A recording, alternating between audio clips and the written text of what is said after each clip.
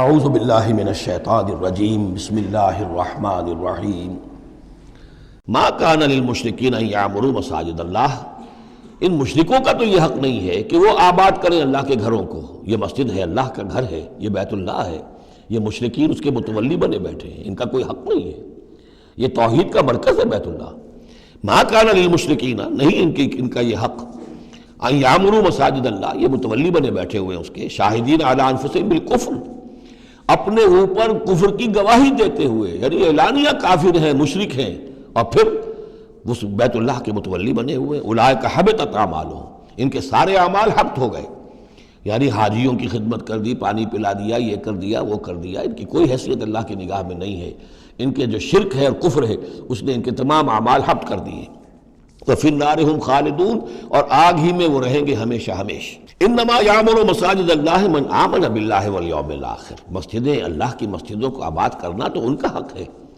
جو ایمان لائے اللہ پر اور یوم آخر پر، واقام الصلاۃ، اور نماز قائم کریں، وآت الزکوٰۃ، اور زکوٰۃ ادا کریں، ولم یخش الا اللہ، اور نہ ڈرے کسی سے سوائے اللہ کی۔ فعسیٰ اولئک ان یکونوا من المہتدین، تو ایسے لوگ ہیں کہ جن کے بارے میں توقع ہے کہ وہ راہ یاب ہوں گے اور منزل مراد تک پہنچ جائیں گے۔ اجعلتم سقایۃ الحاج وعمارۃ المسجد الحرام کمن آمن باللہ والیوم الآخر، کیا تم نے حاجیوں کو پانی پلانا اور مسجد حرام کو آباد رکھنا اس کو برابر کر دیا ہے اس کے کہ جو شخص ایمان لایا اللہ پر اور یوم آخر پر، وجاہد فی سبیل اللہ، اللہ کی راہ میں جہاد کرے؟ یہ مشرکین مکہ، مشرکین قریش جو کیا کرتے ہیں، ان کا یہی کریڈٹ ان کا کیا ہے کہ جو ہے بیت اللہ کو آباد رکھا ہوا ہے، حاجی آ رہے ہیں تو ان کی خدمت کر رہے ہیں، انہیں دودھ پانی پلا رہے ہیں، تو بس یہ تو کیا یہ چیزیں برابر ہو گئی ان کے کہ جو ایمان لائے اللہ پر اور یوم آخر پر اور جنہوں نے جہاد کیا اللہ کی راہ میں؟ لا یستوون عند اللہ، یہ دونوں برابر نہیں اللہ کے نزدیک۔ واللہ لا یہدی القوم الظالمین، اور اللہ ایسے ظالموں کو ہدایت نہیں دیتا۔ الذین آمنوا وہاجروا وجاہدوا فی سبیل اللہ باموالہم وانفسہم، وہ لوگ جو ایمان لائے، جنہوں نے ہجرت کی، پھر جہاد کیا اللہ کی راہ میں اپنے مالوں سے اور اپنی جانوں سے۔ اعظم درجۃ من عند اللہ، ان کا بہت بلند و بالا اور بہت عظیم رتبہ ہے اللہ کے نزدیک۔ واولئک هم الفائزون، اور حقیقت میں وہی ہیں کامیاب ہونے والے۔ یبشرہم ربہم برحمت منہ ورضوان، انہیں بشارت دیتا ہے ان کا رب اپنی رحمت، خاص اپنے خزانہ فضل سے رحمت کی، ورضوان، اور رضامندی کی، وجنات لہم فیہا نعیم مقیم، اور ان باغات کی کہ جن کے اندر بہت ہمیشہ رہنے والی نعمتیں ہوں گی،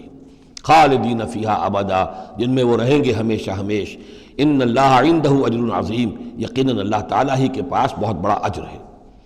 یا ایھا الذین آمنوا لا تتخذوا آباءکم واخوانکم، اب چونکہ کچھ مسلمانوں کو جیسا کہ میں نے عرض کیا یہ ہوگا کہ آخر وہ ہمارے باپ ہیں، وہاں پہ بھائی ہیں، اب یہ جنگ ہوگی،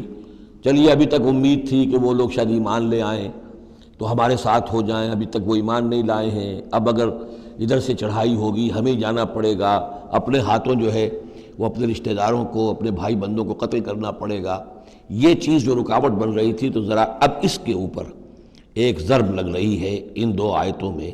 اور قرآن مجید کی اہم ترین آیتوں میں سے اگلی آیت ہے جو آئے گی اس کے بعد، آیت نمبر 24۔ یا ایھا الذین آمنوا لا تتخذوا آباءکم واخوانکم اولیاء، اے اہل ایمان،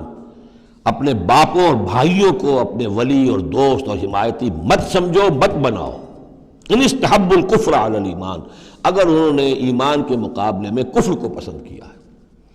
اگر اب بھی تمہارے دل میں ان کے لیے محبت ہے اور تمہارے دل میں وہ تعلق جو ہے موجود ہے، تو اس کا مطلب یہ ہے کہ پھر ایمان کے ساتھ رشتہ تمہارا مضبوط نہیں ہے، اللہ کے لیے غیرت نہیں ہے،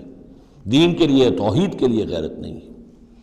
یا ایھا الذین آمنوا لا تتخذوا آباءکم واخوانکم اولیاء ان استحبوا الکفر علی الایمان ومن یتولہم منکم، تو جو کوئی بھی ان کے ساتھ وہ ولایت کا تعلق رکھے گا، دوستی اور جو پشت پناہی کا، وہ فاولئک ھم الظالمون، تو خود وہ بھی پھر ظالموں میں شریک ہو جائیں گے۔